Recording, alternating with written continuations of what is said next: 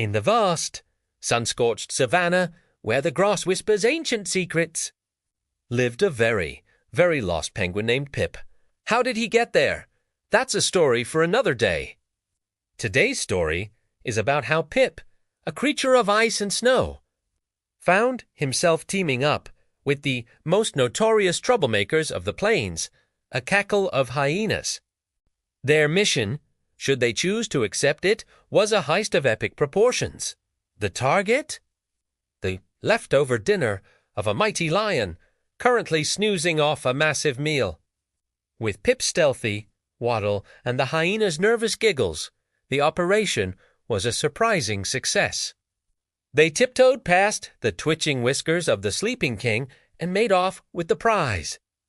As a reward for his crucial, if awkward, contribution, the hyenas generously gave Pip what they considered the absolute best part, a massive, meaty leg bone.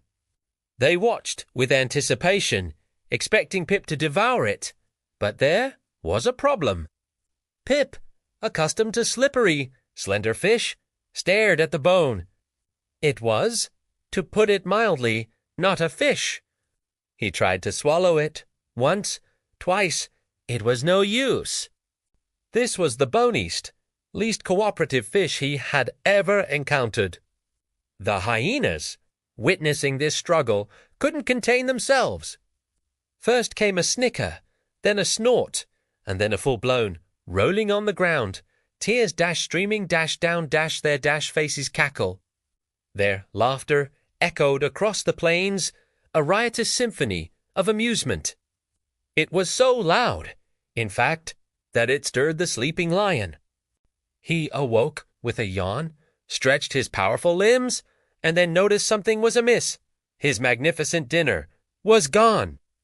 A low growl rumbled in his chest. Finding the culprits wouldn't be hard. He just had to follow the sound of idiotic laughter. Like a shadow, the lean crept closer. The hyenas were still catching their breath. Pointing at Pip, who was still wrestling with his fish, the lion gathered himself, his muscles coiling like powerful springs. He burst from the tall grass with a roar that shook the very ground. Chaos erupted.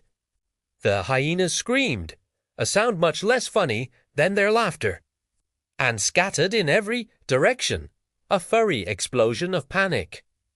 Everyone ran for their lives. Everyone, that is, except for Pip. His short, stubby legs, perfect for tobogganing on ice, were hilariously ill-suited for a high-speed savannah escape. Ewaster! The lion skidded to a halt, his angry roar dying in his throat. Before him stood the strangest creature he had ever seen. Black and white, standing upright like a little butler, and smelling faintly of salt water and panic. He tilted his head. "This white terrible? Was it a weird-looking bird?" Pip, for his part, was shaking so violently his beak chattered. Convinced his final moment had come, he did the only thing he could think of. He flapped his tiny, useless wings with all his might, hoping for a miracle of flight.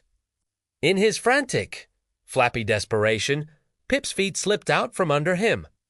He landed hard on his well-padded behind with a loud thump, and let out a squawk of pure, unadulterated terror.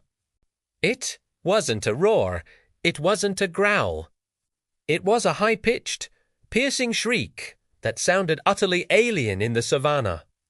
The lion, who had faced rhinos and withstood stampedes, froze. He had never heard a sound so bizarre, so alarming.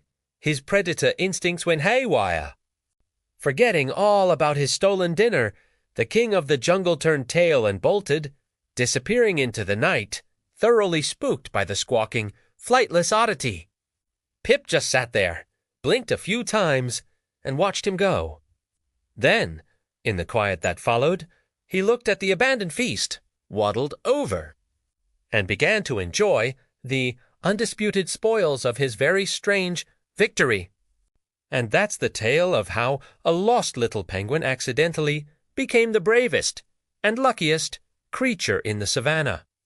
If you enjoyed Pip's adventure, make sure to hit that like button, subscribe for more stories, and let us know in the comments what you think should happen to Pip next. Thanks for watching.